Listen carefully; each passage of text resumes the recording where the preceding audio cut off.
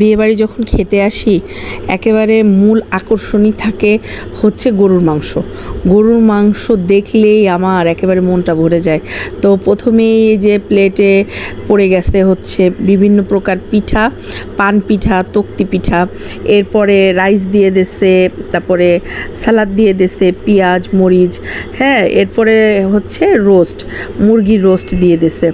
রান্না অনেক মজা হয়েছিল। এখন আমি যখন আমি এই যে এডিট করতেছিলাম ঠিক তখন দেখে আমার প্রত্যেকটা জিনিস খেতে মন চাচ্ছে। তো এই যে আমার রোস্ট খাওয়া হয়ে গেছে, এবার হচ্ছে রুই মাছ দিছে। এত মজা হয়েছে রুই মাছটা, হচ্ছে কিভাবে আপনাদের বোঝাবো যে আমি সাধারণত বিয়েবাড়ি গেলে মাছ টাছ বেশি খাই না, কিন্তু এই মাছটা আমি পুরা খাইছি। আমাকে একটা বড় একটা মাছের পিস দিয়েছে, সেটা আমি পুরা খেয়ে ফেলছি। আমার কাছে এতই স্বাদ লাগছে মাছটা। এবার হয়েছে চিংড়ি মাছ আসছে। তো চিংড়ি মাছ আমি ছোট দেখে এক পিস নিছি, কারণ প্রচুর পরিমাণ কোলেস্ট্রল চিংড়ি মাছে, এই জন্য চিংড়ি মাছ, ছোট্ট একটা চিংড়ি মাছ খাইছি। এবার হচ্ছে আসছে ডাল। এই ডালটা হচ্ছে আমাদের গোপালগঞ্জের এইদিকে বিয়েবাড়িতে অবশ্যই রান্না করে।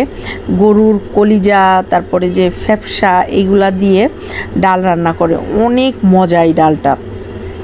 তো এবার এই যে চলে এসেছে গরুর মাংস, কি যে মজা হয়েছিল আপনাদের বুঝাইতে পারবো না। কিন্তু এত পরিমাণ গরম ছিল, এই যে এখনও তো গরম আছে, আর তখন আরও বেশি গরম ছিল, যার কারণে আমি এই যে 2 পিস মাংস নিয়েছি, এর ভিতর থেকে অনলি 1 পিস মাংস আমি খাইছি। এবার হচ্ছে দিয়ে দিয়েছে খাসির মাংস। খাসির মাংস আমার এত পছন্দ না, তারপরেও 1 পিস খাইছি। এবার লাস্টে চলে এসে পায়েসটা দেখেন, এত মজা, পায়েসটা না খেলে বুঝবেন না আপনারা। তো ভিডিওটা কেমন লাগলো অবশ্যই কিন্তু আমাকে কমেন্টস করে জানাবেন। এই যে আমরা চলে আসছি, বউ নিয়ে বাড়ি চলে আসছি। তো এই যে বউকে আমরা ভিতরে এখন নিয়ে যাচ্ছি।